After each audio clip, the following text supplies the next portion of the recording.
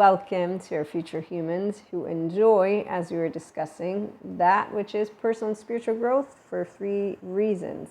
It brings to you that reality check, which every self-led, sovereign, emotionally regulating, mature person likes.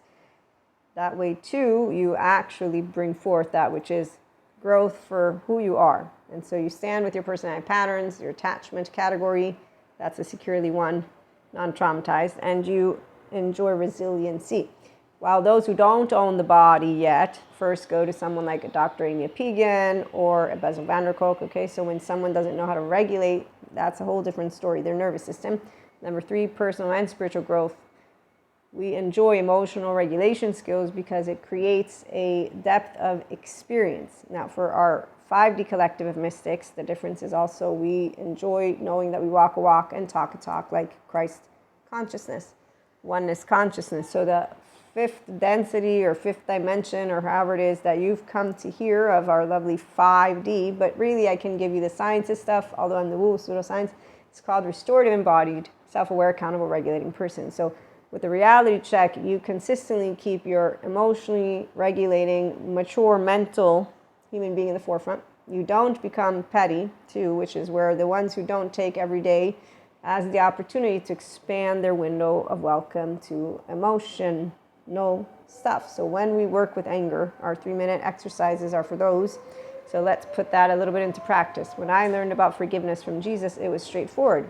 Be kind. If they're unkind, don't behave like the cowards.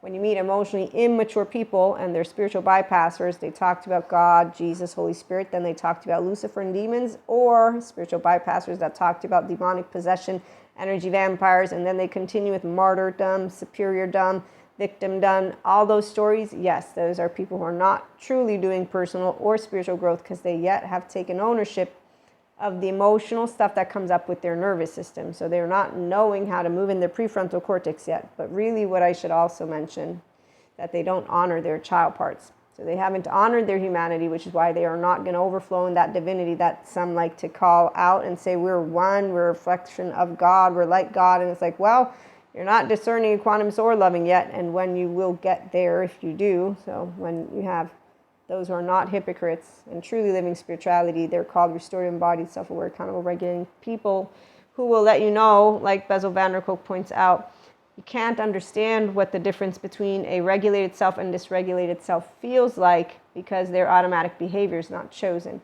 which is also why we like to do personal and spiritual growth so that we can consistently expand and not play out any kind of immaturity because there's no need to.